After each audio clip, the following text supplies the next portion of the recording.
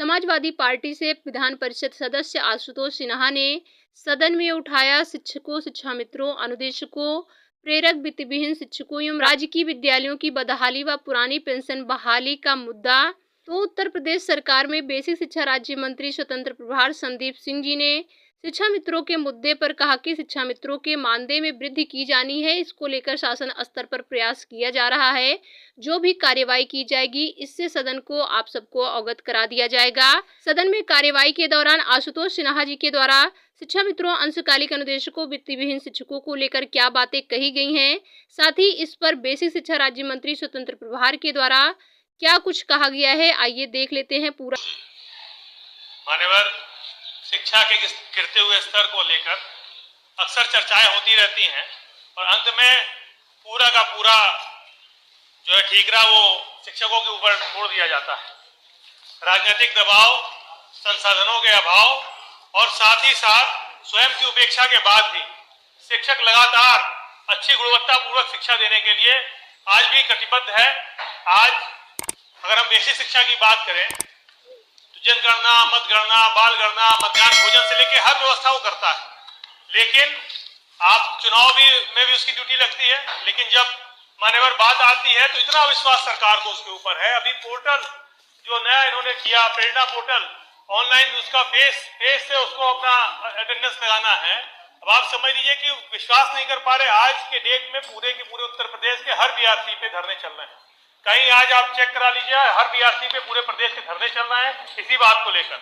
आज प्रेरणा पोर्टल को लेकर महिला शिक्षिकाओं में बहुत असुरक्षा है, वो अपने आप को सुरक्षित महसूस कर रही हैं। परिषदीय विद्यालय में जो लगातार, क्योंकि ये व्यवस्था भी नहीं दे पा रहे, आज नेटवर्क का अगर इशू हो जाए मान्यवर तो वो अटेंडेंस उसका नहीं लग पाएगा, वो परेशान होगा, बाद उसका शोषण किया जाता है। इस तरह से लगातार मैं देख रहा हूं कि 20-25 किलोमीटर, 40 किलोमीटर दूर जो रहता है उसको पास में इतना टफ बना दिया गया है पूरे के पूरे इनके स्थानांतरण के सिस्टम को कि उसमें व्यापक भ्रष्टाचार चल रहा है। ज्यादा कुछ न कहते हुए मान्यवर, मैं शिक्षा मित्रों के बारे में कहना चाहता हूं कि 1999 जब भारतीय जनता पार्टी की सरकार थी, केंद्र में भी थी और स्टेट में भी भारतीय जनता पार्टी की सरकार थी, तो सर्व शिक्षा अभियान के तहत गरीब मजदूर किसान का बेटा जो प्राथमिक विद्यालयों में पढ़ता है और प्राथमिक विद्यालयों में ताले लटक गए थे, वो लटके हुए ताले को और किसी ने खोलने का काम किया था तो शिक्षा मित्रों ने किया था। उन शिक्षा मित्रों का आज हाल इतना बेहाल है।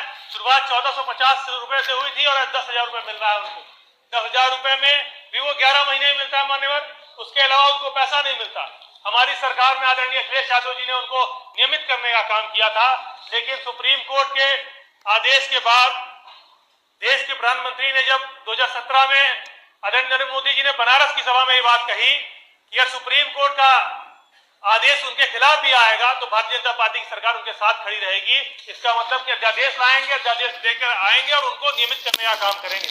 लेकिन उसके बाद भी इनको नियमित करने का काम नहीं हुआ। उस समय उप मुख्यमंत्री दिनेश शर्मा जी थे, 2018 में उनके नेतृत्व में कमेटी भी बनी, कमेटी ने भी कोई काम नहीं किया मान्यवर, लगातार उनकी उपेक्षा होती रही। उस कमेटी में क्या हुआ आज तक किसी को इस बात की जानकारी नहीं हो पाई। जिन्होंने टेट पास किया, सुपर टेट पास किया, उसमें भी बहुत सारे ऐसे हमारे साथी हैं जिनकी नियुक्ति नहीं हो पाई। 6 जनवरी 2019 को सुपर टेट की परीक्षा हुई और उसके बाद कट ऑफ 40-45 से बढ़ाकर 60-65 कर दिया गया मान्यवर। सुप्रीम कोर्ट ने भी कहा है कि खेल के बीच में खेल के नियम नहीं बदले जा सकते। आप पहले कट ऑफ 40-45 तक के बाद में जब रिजल्ट आ गया तो उसको 60-65 कर दिया। इस तरह से पूरी तरह से बहुत व्यापक तरीके से अगर किसी का शोषण हो रहा है तो शिक्षा मित्रों का लगातार सरकार शोषण कर रही है, जिसकी वजह से आज शिक्षा मित्र अपने आप को ठगा हुआ महसूस कर रहे हैं। मैं मान्यवर आज सरकार से आपके माध्यम से यही अपेक्षा करता हूं कि शिक्षा मित्रों को नियमित करने का काम करें और जब तक नियमित नहीं कर रहे हैं उनका मानदेय बढ़ाकर उनके, क्योंकि इतने कम पैसे में मान्यवर अपने परिवार का भरण पोषण कर पाना बिल्कुल असंभव हो गया है, उनका वो बढ़ाने का काम करें। साथ ही साथ जब शिक्षा की बात आती है तो मैं आधुनिक जो शिक्षक की भी बात करना चाहता हूं, जो मदरसे के 25,000 आधुनिक शिक्षक हैं। लगातार प्रधानमंत्री जी ने भी कहा और हमेशा हम लोगों ने भी कई बार सुना, कई रैलियों में कहते रहे कि एक हाथ में कुरान, एक हाथ में कंप्यूटर लेकर चलने का काम करेंगे और हमसे जो है आधुनिक शिक्षकों का मदद करेंगे। मदरसों के साथ बड़ा भेदभाव हो रहा है मान्यवर। जो ग्रेजुएट हैं उनको 6,000 रुपया और जो पोस्ट ग्रेजुएट है उनको 12,000 रुपये मानदेय देने की बात थी, जो आज विगत 6 साल से नहीं मिली मान्यवर। 6 साल से उनको उनका मानदेय नहीं मिल पा रहा है और सरकार अब उसको बंद करने भी जा रही है। तो आप सोचिए कि किसी के परिवार के साथ क्या बीत रही होगी। होली, दिवाली, कोई भी त्योहार वो अपने परिवार के साथ नहीं मना पा रहे हैं, चाहे वो ईद हो, चाहे होली हो, दिवाली हो। और आज इसके साथ अगर हम सोचे कि अच्छी शिक्षा हम दे पाएंगे तो संभव नहीं। हम मान्यवर वित्तहीन शिक्षकों की बात इसलिए करना चाहते हैं क्योंकि बहुत बड़ा भार शिक्षा का वित्तहीन शिक्षकों पे है। 80% जो भार है वो वित्तहीन शिक्षकों पे है।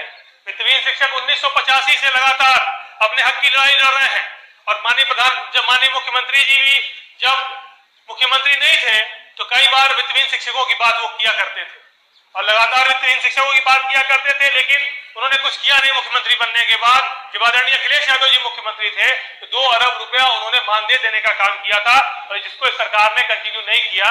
मैं आपसे अनुरोध करना चाहता हूं कि सदन के माध्यम से कि समान काम का समान वेतन के हिसाब से उनकी सेवा नियमावली बन जाए, सम्मानजनक सेवा शर्तें बन जाए, जिससे उनको कम से कम इस बात को सुनिश्चित हो सके कि वित्तहीन शिक्षकों को कुछ पैसा मिल जाए, वो अपने परिवार का भरण पोषण कर सकें। समाप्त करिए, मान्यवर सीमित करिए। बस 2 मिनट में खत्म करेंगे।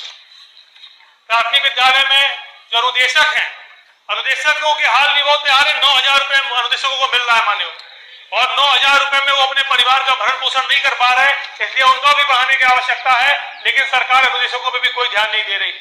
पुरानी पेंशन की भी जो बात आई थी, पुरानी पेंशन में भी लगातार SBI, UTI, LIC में जो निवेश करना था न करके 25 जिलों में NPS का जो निवेश है वो प्राइवेट जगह कर दिया गया और बाबुओं ने और करोड़ों रुपए का जो सरकार के हमारे कर्मचारी थे, जो हमारे शिक्षक थे, उनका नुकसान करने का काम किया।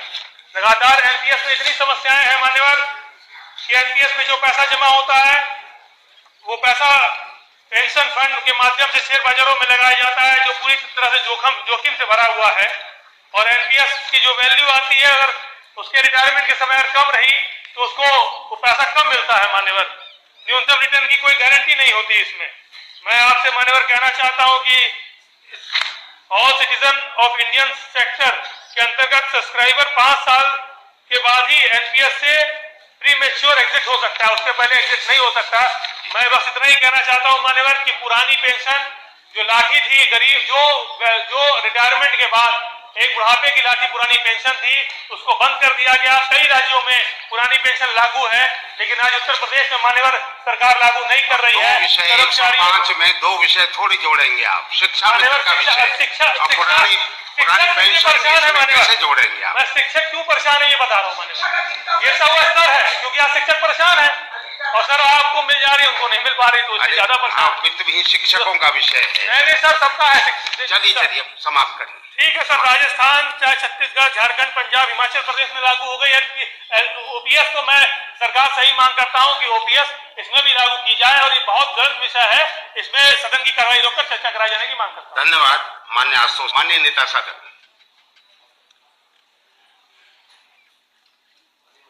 माननीय बेसिक शिक्षा राज्य मंत्री जी, माननीय सभापति जी, स्वतंत्र प्रभार जी, माननीय सदस्य ने जो